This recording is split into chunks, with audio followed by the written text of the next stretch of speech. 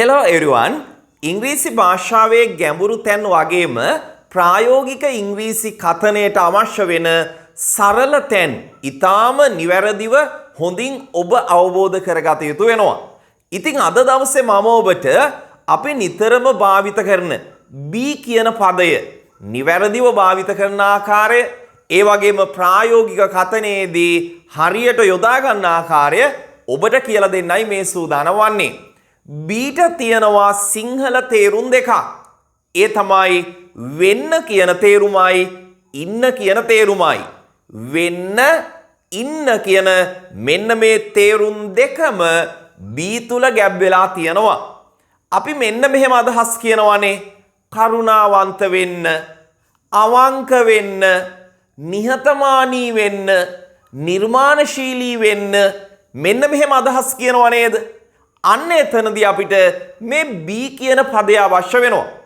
kind කියන්නේ කරුණාවන්තයි. කරුණාවන්ත වෙන්න be kind.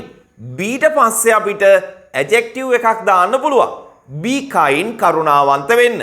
humble නිහතමානී වෙන්න කොහොමද කියන්නේ? දැන් ඔබ දන්නවා කියන්නේ. be humble නිහතමානී වෙන්න. නිර්මාණශීලී වෙන්න. නිර්මාණශීලී කියන්න අපි ගන්න adjective එක තමයි creative කියන adjective එක. නිර්මාණශීලී වෙන්න be creative. ඕන තරම් ඔය වගේ අදහස් කියන්න පුළුවන් be භාවිත කරලා. ඒ වගේ මම ඔබට කියවනේ ඉන්න කියන තේරුමත් be තුල ගැබ් වෙලා තියෙනවා කියලා. අපි මෙන්න මෙහෙම අදහස් කියනවානේ මෙතන ඉන්න. be here. මෙතන ඉන්න. be here. දැන් අපි මෙන්න මෙහෙම කියනවා නේද? මම එනතුරු මෙතන ඉන්න. මම එනකන් මෙතන ඉන්න. කොහොමද කියන්නේ? be here until I come. until කියන්නේ තුරු කියන්න නොයසේනම් තෙක් කියන්න. be here until I come. තුරු තෙක් කියන්න until වගේම අපිට till කියන පදයක් භාවිත කරන්න පුළුවන්. be here until I come. ඒ වගේම අපිට ඒ අදහසම ගන්න පුළුවන් stay here until I come. මෙතන නැවතිලා ඉන්න මම එනතුරු. මම එනතුරු මෙතන නැවතිලා ඉන්න. stay here until I come. ඒ වගේම ඔබට මෙහෙම කියන්නත් පුළුවන්. wait here until I come. මෙතන ඉන්න මං එනකන්. ඒ විදිහට අදහස් කියන්නත් පුළුවන්. මේ සමගම ඔබට මතක් කරන්නට කැමති සතියට දින දෙකක් කරන අපගේ ත්‍රිමාසික ප්‍රායෝගික ඔන්ලයින් ඉංග්‍රීසි පාඨමාලාවේ ආරම්භක දින නොමිලේ දේශනයට ඔබට සම්බන්ධ වීමේ හැකියාව තියෙනවා. ඉතින් ඔබ කැමති නම් පාඨමාලාව පිළිබඳ දැනුවත් වන්නට මුල සිටම උගන්වන මේ ත්‍රිමාසික ඉංග්‍රීසි පාඨමාලාව පිළිබඳ දැනුවත් වන්නට ඔබට පුළුවන් පහළ ඩිස්ක්‍රිප්ෂන් එකේ තියෙන ඒ වගේම පළමු කමෙන්ට් එකේ තියෙන අපගේ WhatsApp group එකට සම්බන්ධ වෙන්න. WhatsApp group එක හරහා ඔබට මේ මාසයේ අපි ආරම්භ කරන අපගේ ත්‍රිමාසික ඉංග්‍රීසි පාඨමාලාවේ නොමිලේ ඉංග්‍රීසි දේශනය සම්බන්ධයෙන් දැනුවත් වන්න පුළුවන්. ඒ වගේම ආරම්භක දින දේශනයට සම්බන්ධ වෙලා මුල සිටම වයස් භේදයක් නැතුව පවත්වන මේ ප්‍රායෝගික ඉංග්‍රීසි පාඨමාලාවට සම්බන්ධ වීමේ හැකියාවත් ඔබට තියෙනවා. හොඳයි. be here කියන්නේ මෙතන ඉන්න. be there කියන්නේ අතන ඉන්න. අතන කියන්න අපි ගන්නේ there. be there අතන ඉන්න. be තුල තියනවා වෙන්න සහ ඉන්න කියන තේරුම් දෙකම. අපි මෙන්න මෙහෙමත් අදහස් කියනවා නේද? වෙන්න එපා කියලාත් කියනවානේ. දැන් අපි ආඩම්බර වෙන්න කියලාද කියන්නේ සාමාන්‍යයෙන් ආඩම්බර වෙන්න එපා කියලාද කියන්නේ? අපි කියන්නේ ආඩම්බර වෙන්න එපා කියලා නේද? ආඩම්බරයි proud. ආඩම්බර වෙන්න කිව්වොත් be proud. ආඩම්බර වෙන්න එපා කියනකොට ඉස්සරහට දානවා don't be proud. ආඩම්බර වෙන්න එපා. don't be proud. ආඩම්බර වෙන්න එපා. don't proud කියන්න එපා. හොඳේ. don't proud කියන්නේ.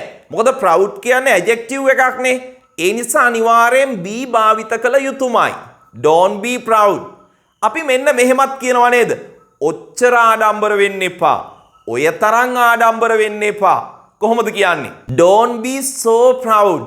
ඔය තරම් ආඩම්බර වෙන්න එපා. don't be so proud. අපි කියනවානේ මෙන්න මෙහෙම ඔය තරම් ආත්මාර්ථකාමී වෙන්න එපා. don't be so selfish. ආත්මාර්ථකාමී වෙන්න එපා. Don't be selfish.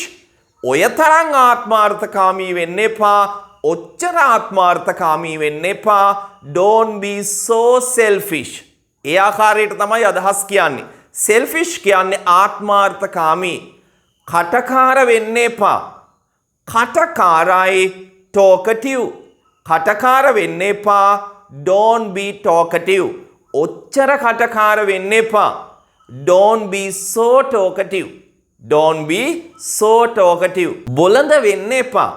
බොළඳයි කියන්න ගන්න adjective එක තමයි childish. බොළඳ වෙන්න එපා. Don't be childish. Don't be childish. ඔච්චර බොළඳ වෙන්න එපා. Don't be so childish. ඔබ මතක තියාගන්න එදිනෙදා කතනේදී මේ නිවැරදිව භාවිත කරන්න. කොහොමද ඔබ කියන්නේ පරක්කු වෙන්න එපා කියලා?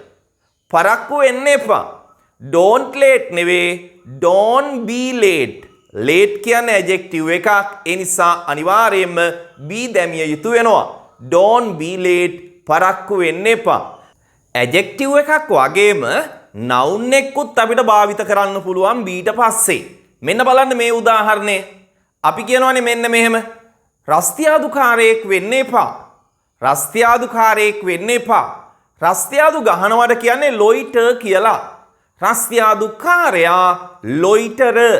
loiter රස්තියාදුකාරයා. රස්තියාදුකාරයෙක් වෙන්න එපා. Don't be a loiterer. Don't be a loiterer. රස්තියාදුකාරයෙක් වෙන්න එපා. බයගුල්ලෙක් වෙන්න එපා. කොහොමද කියන්නේ?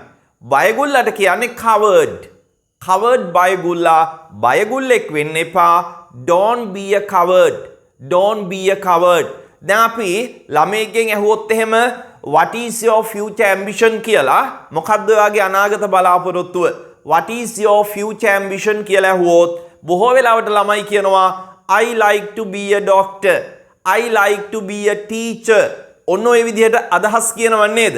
අන්න එතන be කීවේ වෙන්න කියන්න. I like to be a teacher. මම කැමති ගුරුවරයෙක් වෙන්න. එහෙම නැත්නම් ගුරුවරියක් වෙන්න. I like to be a doctor. මම කැමති ඩොක්ටර් කෙනෙක් වෙන්න.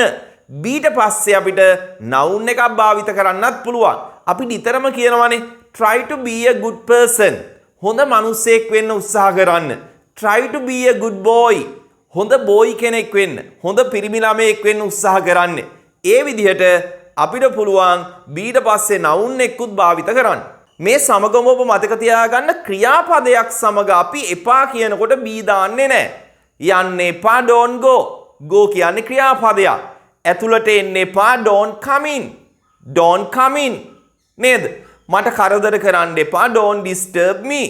don't disturb me. disturb කියන්නේ adjective එකක් නෙවෙයි verb එකක්. ක්‍රියාපදයක් භාවිත කරනකොට don't සමග එපා කියන්න අපි be භාවිත කරන්නේ නැහැ. කෙලින්ම ක්‍රියාපදය දාන්න පුළුවන් don't සමග. don't go, don't come in, don't disturb me, don't touch me. මාව අල්ලන්න එපා. අන්න ඒ ආකාරයට. හොඳයි එහෙනම් මේ ප්‍රායෝගික භාවිතය හොඳින් මතක තියාගෙන නිවැරදිව ඉංග්‍රීසියෙන් භාවිත කරන්න කියලා මම ඔබට යෝජනා කරනවා.